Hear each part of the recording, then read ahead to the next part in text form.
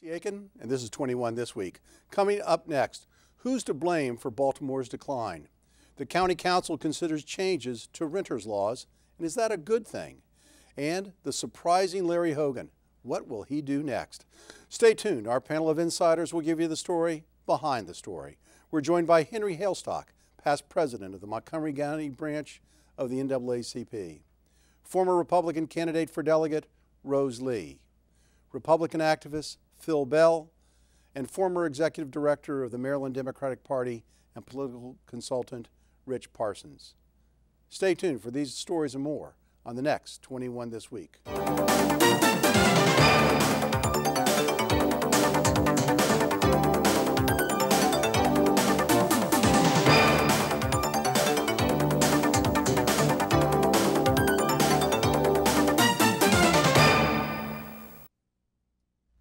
For more than 2 weeks, the nation's attention was focused on the city of Baltimore, where protests of police brutality turned ugly and violent, resulting in riots, looting, and the burning of large portions of the city.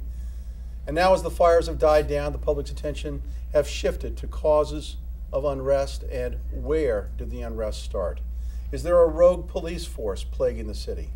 Are 60 years of political incompetence to blame? And why are neighborhoods' anger taken out on the very businesses that service the community?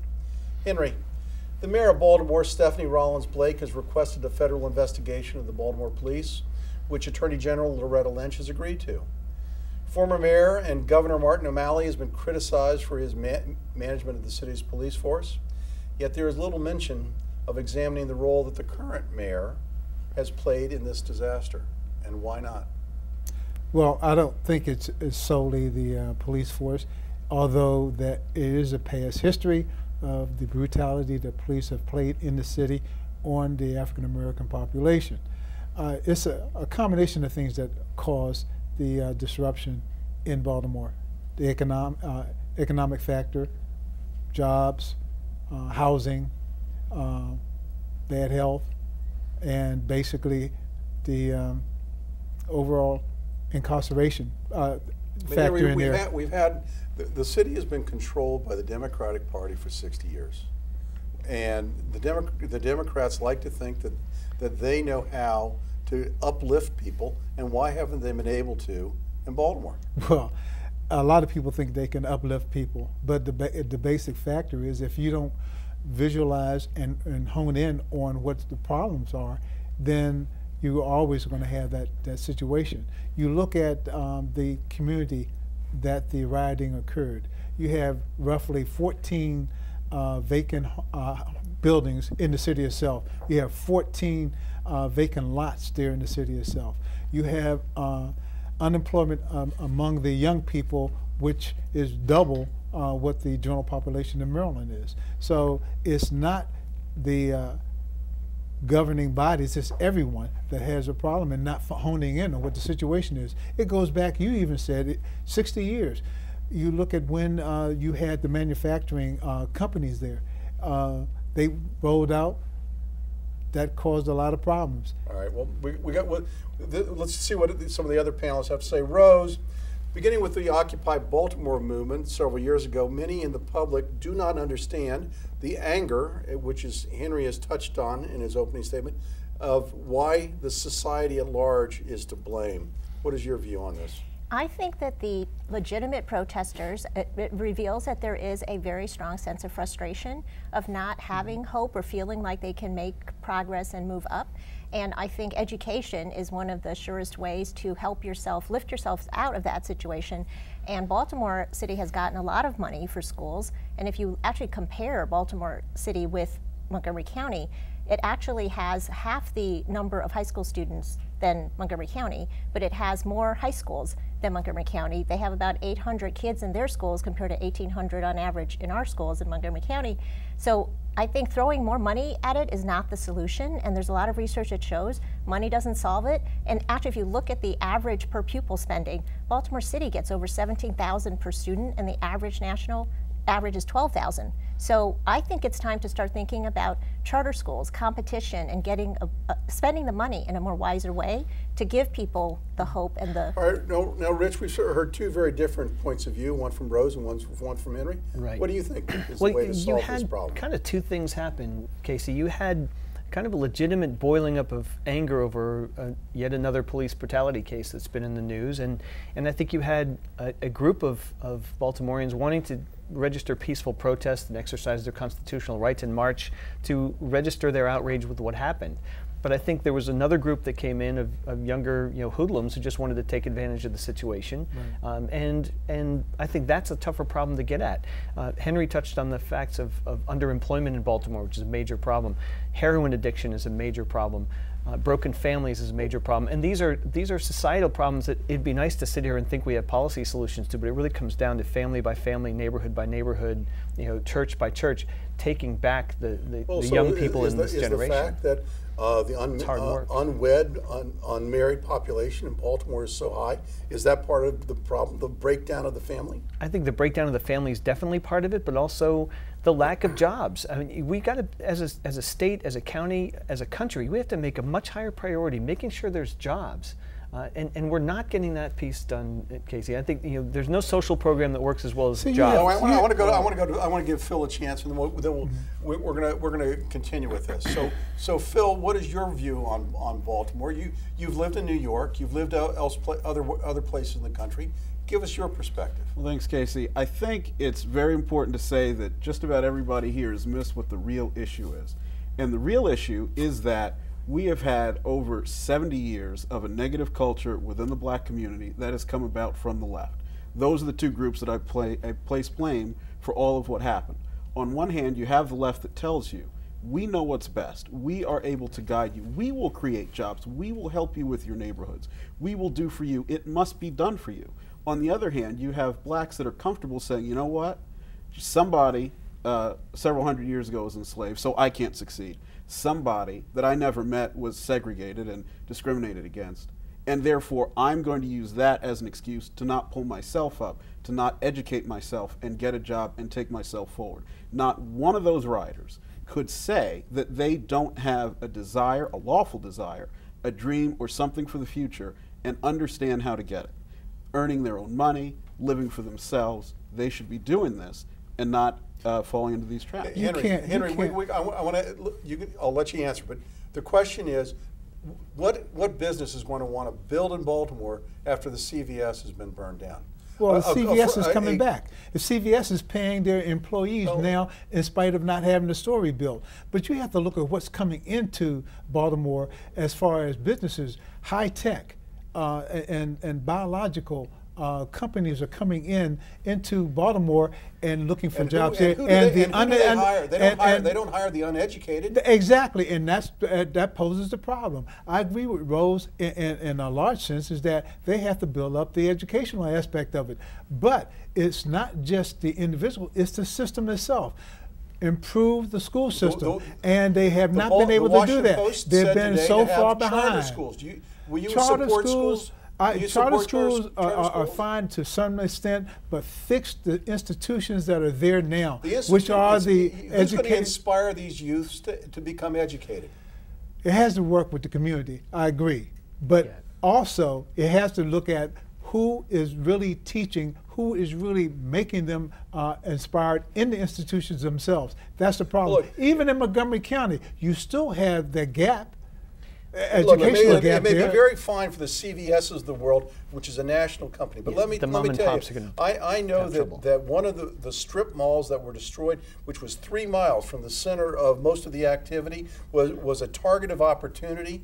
And the people that are in that strip mall, one of which was a small business there for 27 years, will never rebuild. Just like H Street, just like other parts of Florida Avenue, U Street, it took 20 to 30 years for that to regenerate. And it's a shame. Right. Well, it is a shame. What happened there is a tragedy, and I think You know, we could talk about fixing the educational system. We could talk about the externals that you mentioned. You know, but frankly, it does come down to the character and the leadership within the community itself and within families. But You saw pastors and community leaders standing up there bravely between the police and the community, trying to de-escalate. We're bumping up against our break, but and stop the violence. I think we're all right. There's an issue in Baltimore. We got to find a solution to it that's going to inspire, not keep other people down. When we come back from this short break, Mark Elrich and the County Council want to revamp the landlord-tenant laws. Is that a good thing? And for once, a politician that kept a campaign promise. Stay tuned.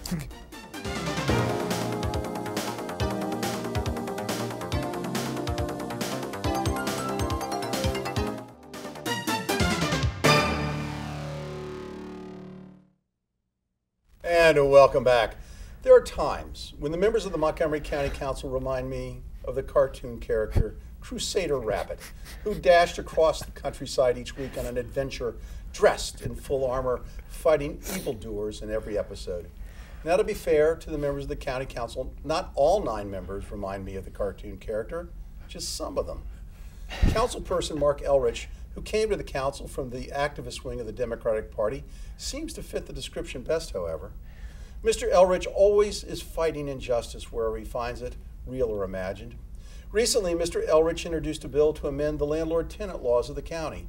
Among other things, the legislation, if passed, would require the County Department of Housing and Community Affairs to provide annual inspections to all rental units, require the county to provide a standard lease upon request, which, by the way, is already available on the county website if Mr. Elrich wants to take a look at it. Rich, is this good legislation? Don't even get me started. This is wrong on so many levels. First of all, a lot of the provisions of this legislation are already current law, so there's no need for most of it. It's going after a problem that I don't know what problem they're actually going after. The county executive has actually come out against several provisions of this legislation. Most egregious of all, I think, is this requirement for annual inspections for everyone. We have an administrative process. If there are complaints about the condition of a rental unit, there's a process for that. I am unaware of any complaints about how that process is working, but the cost involved administratively and for the property owners of going through that red tape every year for every single rental unit in the county, this is ludicrous stuff. This is ridiculous, and it's Montgomery County's nanny state at its worst. How about the option of making them put in there for 2 years? Yeah, I mean, we have this thing called a free market in America, last time I checked, and you know, people are adults and can enter into contracts for 1 year or 2 years or month to month. The other problem I have is there seems to be a bias in this legislation against month-to-month leases. Well, for many renters, that's actually a good option because they might be considering a job change. They might not want to lock themselves in, but the incentives here seem to be forcing landlords not to be able to offer month-to-month. None of this makes any sense to me. I think it's a creep towards rent control, which every social scientist in the world speaking of rent doesn't control, work. I want to ask Phil about this. Phil, does it sound like rent control, which has been a failure pretty much everywhere else? Well, does it? Is this a good idea? Yeah, well, I'm going to disagree with you. I don't think it sounds like rent control. I think it sounds like even worse than rent control, which is something I'd call more like state operation of your rental units. Because you look at this, whether we're talking about the inspections, whether we're talking about that you can't charge a surcharge for month to month or otherwise, it's very intrusive. It disturbs the relationship between the landlord and the renter. And when you consider that in most cases, or a lot of cases even, the landlord and the renter are not a large corporation and a very, very impoverished individual, that's a big issue there too. And the biggest problem that we have also is the fact that we're not building enough housing stock. And this will be another disincentive to build housing stock. And frankly, multifamily rental properties are being built faster than anything else.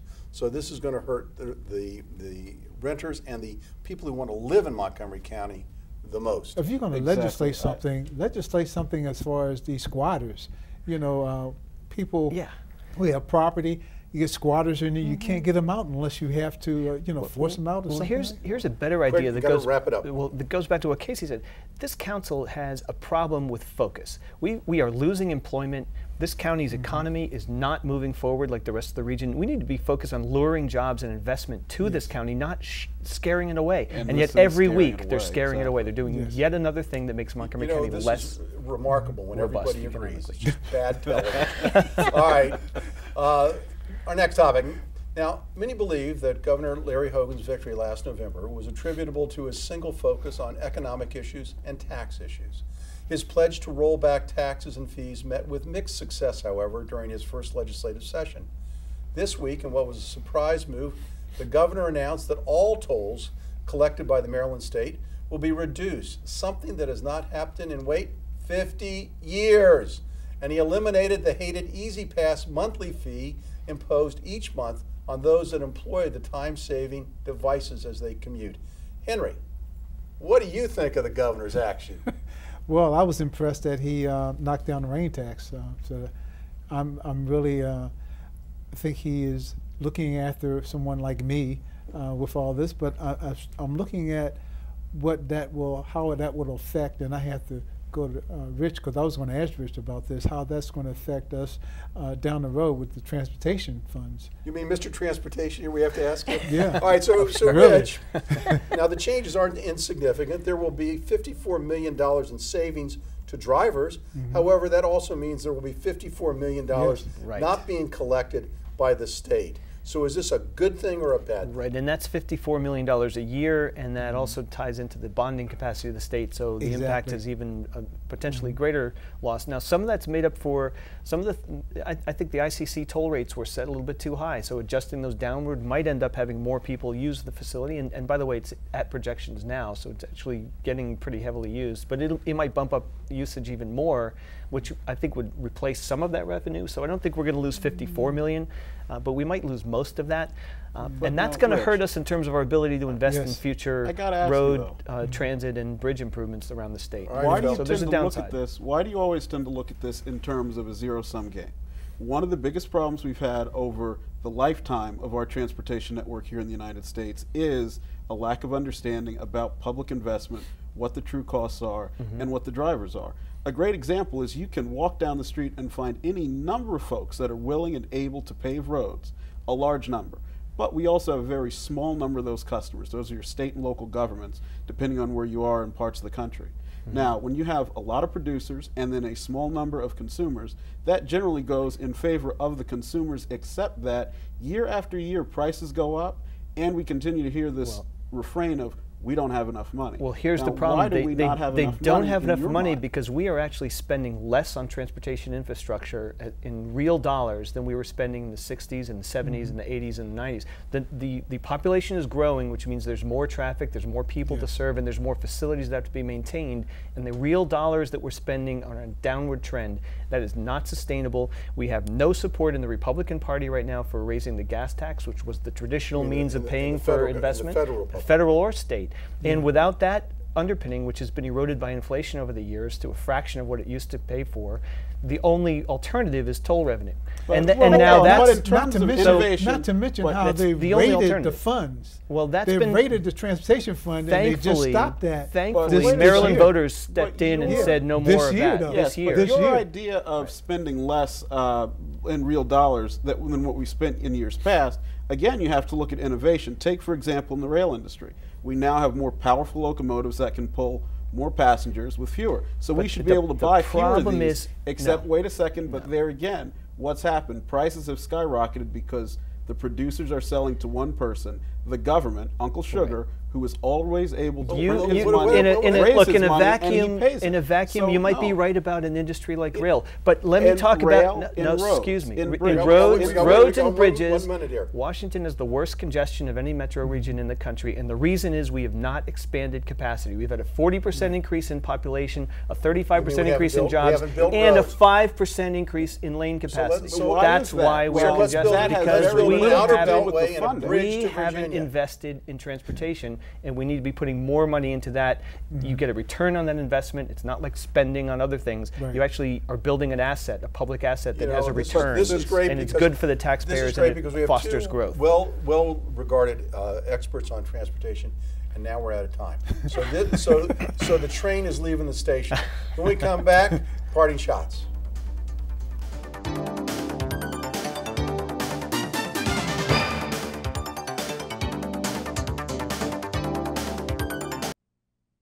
And welcome back. Now with parting shots, I'm going to lead off to talk about today. Today, as we tape, It's the 70th anniversary of Victory in Europe Day.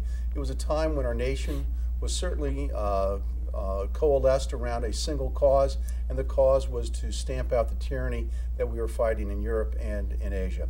So to all the men and women who fought and served in World War II, my hat's off to you, and congratulations on this wonderful day. Now with his own parting shot, Henry Hailstock. Thank you. I want to, unfortunately, a sad note, Paul Vance, who was one of our superintendents of school and also interim superintendent in D.C., passed away just a few days ago. He was an innovator. He also worked with the NAACP to make education a priority. And I want to say condolences to the family. Thank you, Henry. Now with parting shot, Rich Parsons. Well, first, I'll get into my parting shot in a second, but I was remiss in the last segment about not at least giving credit to the elimination of the Easy Pass fee, which I think was a great move. So I was remiss, and there was also some offsetting cuts. But as to my parting shot, I had an interesting story this week that, you know, I'm not one who holds back in terms of criticizing our local officials when they're not responsive, but I had a great interaction with my county council member this week that I just wanted to share, and hats off to Sidney Katz. I had a dead battery in a parking lot and flagged down the first car that passed. It happened to be my very own council member, Sidney Katz, who couldn't have been nicer. He and his wife stopped what they were doing. I had the cables. He waited and chatted me up while I hooked up the cables and got my car started, and he was off on his way. I was off on mine. But that's the kind of constituent service, and just, you know, not only is Sidney Katz turning out to be a good council member, he's also a good Samaritan. So saluting Sidney Katz today. Thank you, Rich. Rose Lee, your parting shot. I just want to say that I am very proud of Governor Larry Hogan for doing what he promised to do, which was to lower taxes. And I also think it's great to see a two-party system, because in all the years that I've lived in Montgomery County, I don't remember a time when raising taxes wasn't the topic of the day. And now all we're hearing about is bringing in jobs and lowering taxes, and even the Democrats have to think about how this is going to help with the job situation. So I think this speaks to the beauty of the two-party system, where we now finally have a little bit more accountability, and even if the Purple Line gets built, it will be built at a cheaper cost, and that's because of Larry Hogan. Thank you, Rose. Now Phil Bell, this is your first opportunity to give a parting shot. We don't want you to have too much pressure. Okay. You've seen the high bar you have right. to live up to. So take it away, Phil. Well, thank you, Casey. I think since we're talking about bars, I want to talk about sports, get away from public policy a little bit. You know what? I am a longtime baseball fan. I love it. I'm one of the people that sits in front of the TV and complains that we're not in the golden age. But when you look at what's going on in the NBA now, the NHL, not just here in Montgomery and the D.C. area, but all around the country, this is a great time to be watching and enjoying. So take as much time as you can, soak it all in. We may be in a golden age, so let's enjoy it. Well, thank you, Phil. But you know, for those of you who are just meeting Phil for the first time, there's one detriment to his character, and that is he's a New York Mets fan. And just before we went to air, he was crowing about the fact that the Mets were in first place. I would like to remind Phil that the New York Mets have never been in first place after Memorial Day in 2 decades. So when the Nationals are in the World Series at the end of the season, you and I can celebrate together a true victory for baseball camaraderie. So for 21 this week, I want to thank the panel for being here. I want to thank all of you who give up your time every Friday to tape this important show. I want to thank the viewers for tuning in. And remember, you can tune in to Montgomery County's hardest hitting political talk show every Sunday at 11 and 7. And don't watch that show 60 minutes. This is much better.